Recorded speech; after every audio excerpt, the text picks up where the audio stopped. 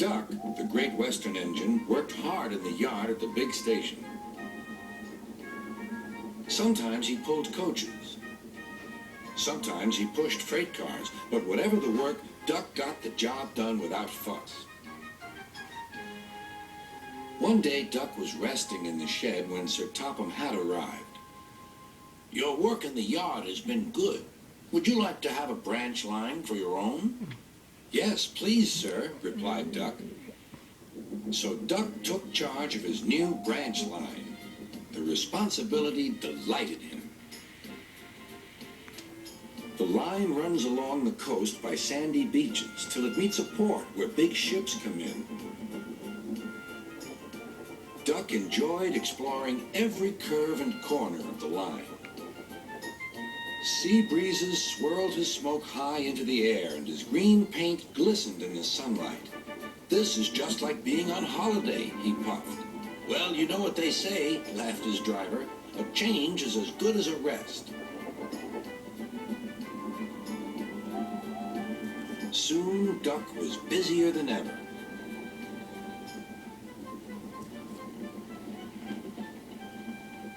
Sir Topham Hatt was building a new station at the port.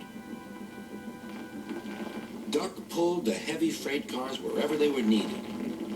Bertie looked after Duck's passengers, and the other engines helped too, but the work took a long time. Noise and dust filled the air.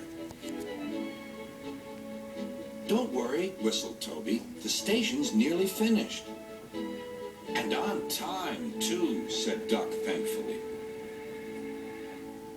Duck felt his responsibility deeply and talked endlessly about it. "You don't understand, Donald, how much Sir Topham Hatt relies on me." "Ach, aye," muttered Donald sleepily. "I'm Great Western, and I—" "Quack, quack, quack."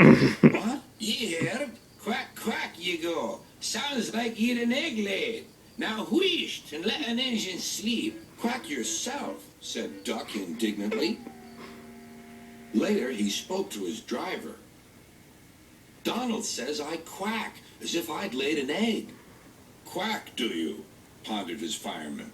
He whispered something to Duck and his driver. They were going to play a joke on Donald and pay him back for teasing Duck. The engines were busy for the rest of the day, and nothing more was said.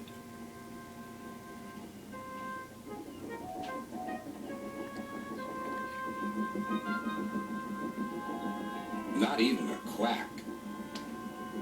But when at last Donald was asleep, Duck's driver and fireman popped something into his water tank. Next morning, when Donald stopped for water, he found that he had an unexpected passenger aboard. A small white duckling popped out of his water tank. "Now, who's behind this?" laughed Donald. The duckling was tamed. She shared the fireman's sandwiches and rode in the tender. The other engines enjoyed teasing Donald about her.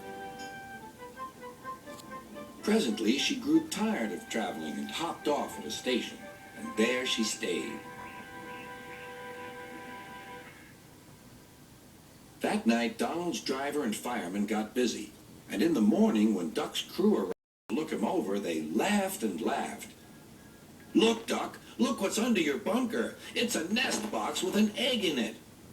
Donald opened a sleepy eye. Well, well, well, ye must have laid it in the night, Duck, all unbeknownst." Then Duck laughed too.